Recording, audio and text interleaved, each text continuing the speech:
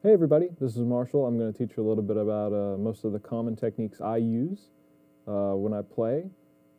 There's the traditional techniques that I've seen a lot of people use for more traditional style djembe playing, which there's a lot of traditional African rhythms that I think are really cool and really creative. I'd recommend learning those if you can. I learned them for a while, and after a certain amount of time I forgot. So I can't really give you any examples of those. But they use the 6 basic tones that we discussed earlier. I tend to try to get a little more variety of sounds out of my djembe. Most of the applications I have for playing isn't to accompany a drum set, but to replace a drum set. I've been playing drum set much longer than I've been playing djembe, and my goal was always to try to do on a djembe what I could do on a drum set, with a larger variety of tones, to create different moods, and not always sound quite so traditional djembe per se. One of the main techniques I use is muting. I'm very right-hand dominant when it comes to djembe playing. I'll use my left hand a lot to mute the drum to get a variety of tones. This can affect the bass tone rather than having it just open and ringing. You can have a little bit more of a subtle, little punchier, and it doesn't ring out as much. You don't get as much of the resonating tone from the skin. Also, for the slaps, I use a whole lot of muting for the slaps, where I'll move my left hand around the drum head to utilize different amounts of surface area, and that will essentially change the pitch of your slap.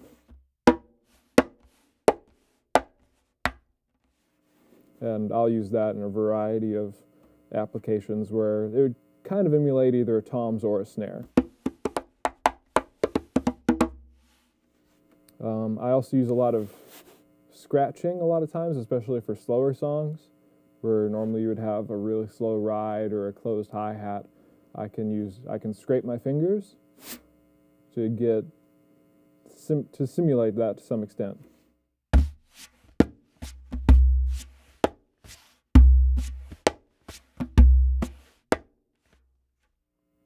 And the fourth technique I use a lot is I roll my fingers when I'm leading up to a tap or a slap. This acts a lot like grace notes, or if you do a flutter, if you're used to playing double kick, you can kind of lead up to a hit that way. I use that a lot. Makes people think I'm really, really fast at playing, when really I'm not. It's just using the fingers. This would be an example of that.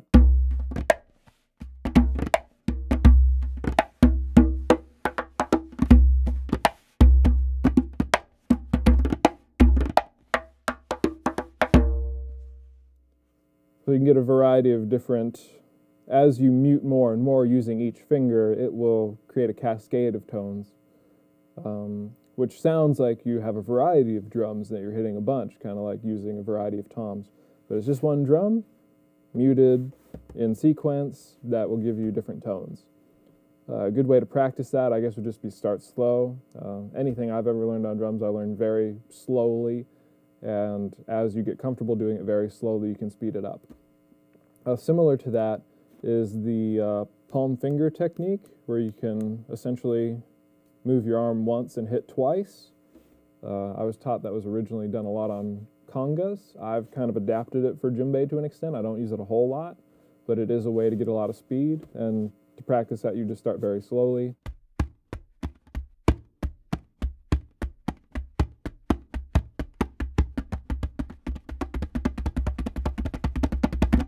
And speed it up as you're able to go, and then you can use that for different types of fills.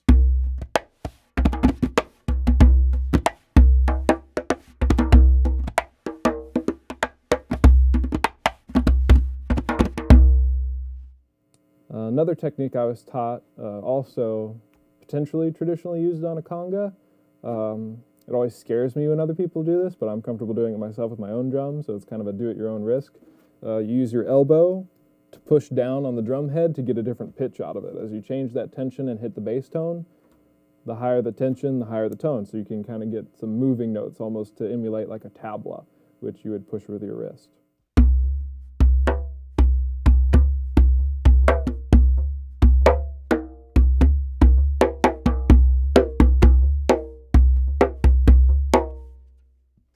So you can get a variety of tones that way. I don't use that terribly often because I'm always worried that my elbow's going to go through, and like I said before, I can't really replace this head. I'd have to buy a whole new Djembe because it's an authentic one.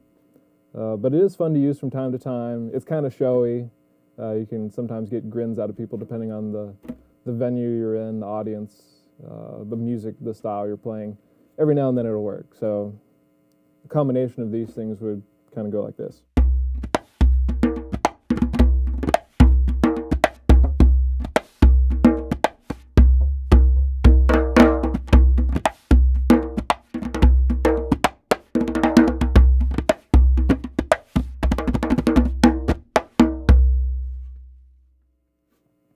From there, you just get more and more comfortable doing the same motions. Come up with whatever kind of variety you can think of. Go ahead and expand on that all you want. But those are the basics of what I do, and they have enabled me, to some extent, to replace my drum set in smaller, more acoustic settings pretty efficiently in a way that generally pleases both the musicians I'm with and the audiences I'm playing for. So best of luck to you. If you have any questions, I'll gladly do more examples or give you more advice on how I play. Experiment around with these, have fun.